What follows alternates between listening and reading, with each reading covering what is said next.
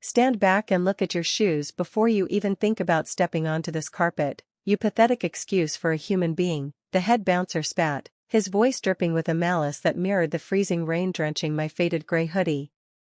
I stood there, shivering, clutching a damp, crumpled envelope while the elite of the city laughed behind the velvet rope, their diamonds glittering like shards of ice under the strobe lights of a party I supposedly was not good enough to enter. They did not know that every breath they took in this room was paid for by my personal signature, or that within the next 60 minutes, I would strip away their titles, their wealth, and their dignity until they were the ones begging for a seat at the table they just kicked me away from. This was not just a gala they were hosting, it was a trap I had carefully set, and the laughter echoing off the marble walls was about to turn into the sound of their absolute social and financial annihilation as they realized the man they called a beggar actually owned the ground they stood on. The rain continued to lash down on the pavement outside the Obsidian Tower, the city's most exclusive skyscraper. I looked down at my muddy sneakers and then at the shimmering gowns of the women standing under the heated canopy. Julian, the self-proclaimed king of the local tech scene, stepped forward, holding a glass of vintage crystal that cost more than most people's monthly rent. He looked me up and down with a sneer that twisted his handsome features into something ugly. He told me that even the trash cans in this building had more value than my entire lineage. His girlfriend, Elena, giggled, tucking a strand of blonde hair behind an ear adorned with a 5-carat diamond. She told him not to be so hard on me, saying that perhaps I was just there to collect the scraps after the real people were finished.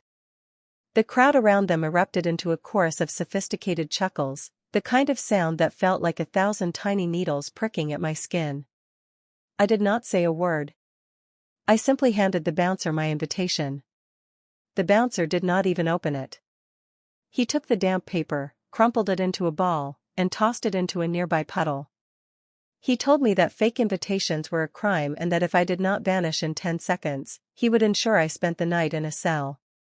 But then, curiosity got the better of a junior security guard who picked up the ball of paper and smoothed it out. His face went pale. This is the first major twist of the night. The invitation was not just a standard gold leaf card, it was a black-tier obsidian pass. There are only 3 in existence, and they are not issued to guests. They are issued only to the silent partners who funded the building's construction. The junior guard whispered something into the head bouncer's ear, and the atmosphere shifted instantly from mockery to a confused, heavy silence. The bouncer's hand trembled as he looked at the mark on the paper. He did not apologize, but he stepped aside, his eyes wide with a fear he could not quite hide. I walked past Julian and Elena, the mud from my shoes leaving dark streaks on the white silk carpet.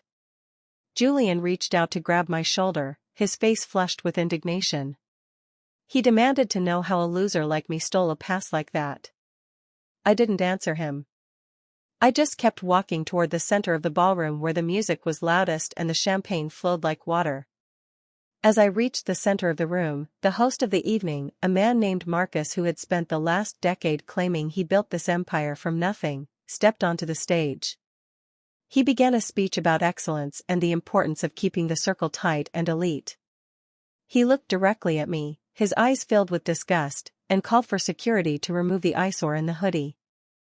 However, as the guards approached, I reached into my pocket and pulled out a small, unassuming remote. I pressed a button, and every screen in the ballroom flickered. This is the second twist. I was not just a guest or a silent partner. I was the landlord of the entire district. The screens displayed a legal eviction notice for the very venue we were standing in, effective immediately. The catering company, the security firm, and the event planners were all notified simultaneously that their contracts had been terminated because they had violated the ethics clause I had hidden in their fine print. The music died. The lights dimmed to a harsh, cold white. The elite crowd began to murmur in panic as their phones started buzzing with emergency notifications from their respective offices. Elena stepped forward, her voice high and shrill, accusing me of hacking the system. She claimed her father's fashion empire would sue me into the ground for ruining her big night.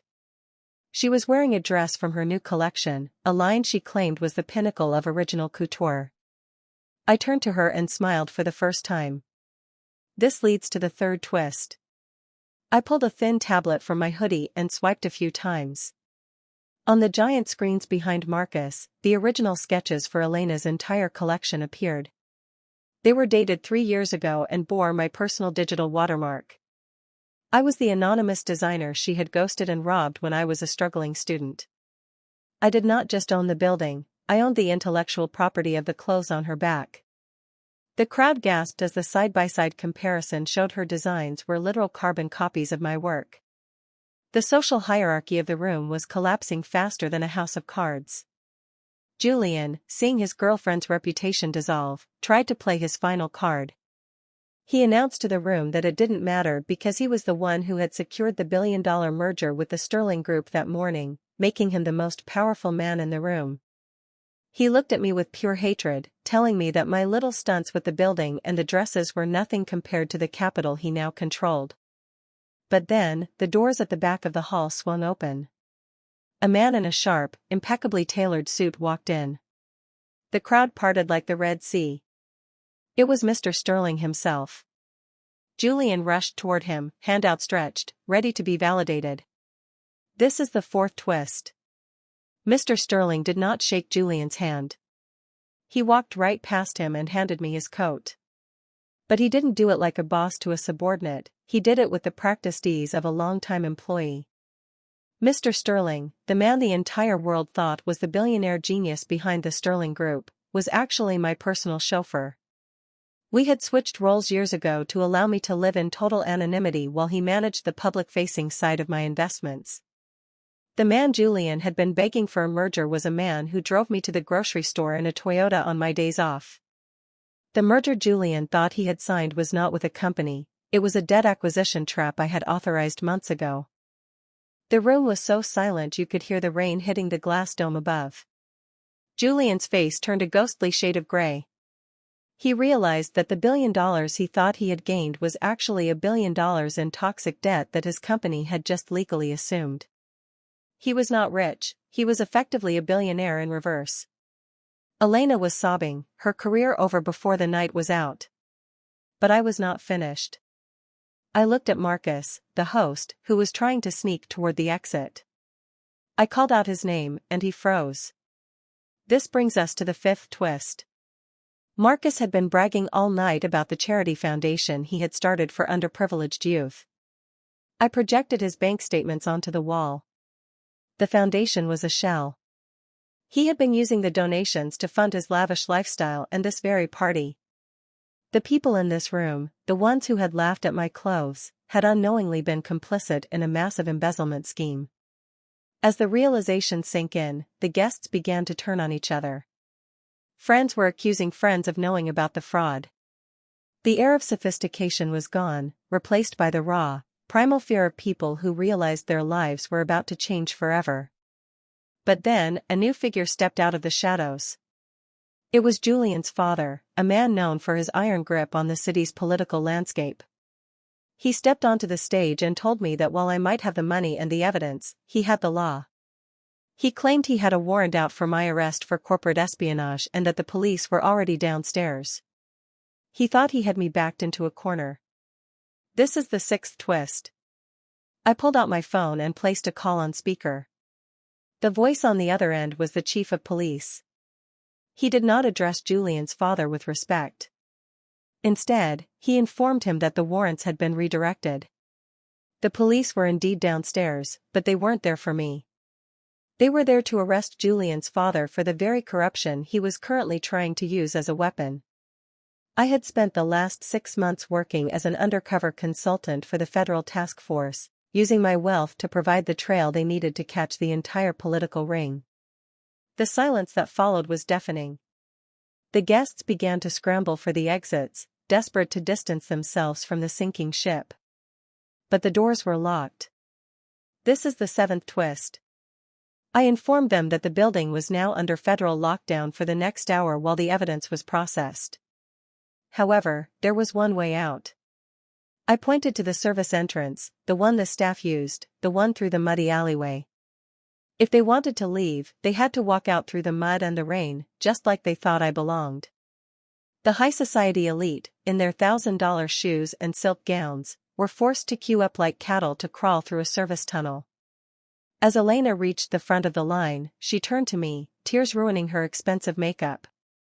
She begged me for a second chance, reminding me of how close we once were. She tried to use her charm one last time, claiming she only did what she had to do to survive in a cruel world.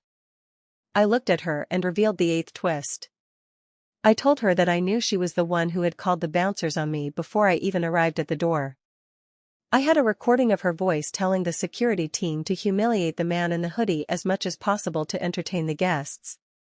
I wasn't just a victim of circumstance, I had been her specific target for sport. Her face crumbled as she realized that her own cruelty had been the final trigger for her downfall. The room was nearly empty now, save for Marcus, Julian, and his father, who were all being handcuffed by plainclothes officers. The glamour of the Obsidian Tower felt hollow, the gold leaf on the walls looking like nothing more than cheap yellow paint. I stood in the middle of the wreckage of their lives, still in my damp hoodie. My chauffeur, the man the world knew as Sterling, stood beside me. He asked if I wanted to head home. I looked at the luxury and the excess around me and felt a profound sense of exhaustion. But there was one more thing to do. This leads to the final, ninth twist. I didn't keep the building.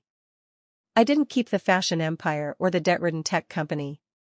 While the cameras were still rolling for the live stream that had been broadcasting the entire disaster to the world, I signed a document. I transferred the ownership of the Obsidian Tower and all its assets to a local nonprofit that specialized in housing and education for the homeless. The most exclusive building in the city was no longer a playground for the rich, it was now a sanctuary for the very people the guests had spent their lives looking down upon. I fired the entire security team who had mocked me and replaced them with the same staff who had been treated like dirt by Marcus for years, giving them a 300% raise and ownership stakes in the new community center. As I walked out of the building, the rain had finally stopped. I saw Julian and Elena standing by the police cars, their clothes ruined, their reputations shattered, and their futures non-existent. They looked at me, not with mockery, but with a terrifying realization of who I actually was. I wasn't just a man they laughed at. I was the person who had given them everything they had, and I was the person who had finally taken it back. I didn't need a suit to have power. I didn't need a title to have respect. I stepped into my old, beat-up car, leaving the glittering lights of the tower behind. They realized too late that the most dangerous person in the room is the one who has nothing to prove and everything to lose. The party was over, and for the first time in my life, I felt like I could finally breathe. The city lights flickered in the rearview mirror as I drove away, leaving the elite to figure out how to live in the world they had spent so much time trying to hide from.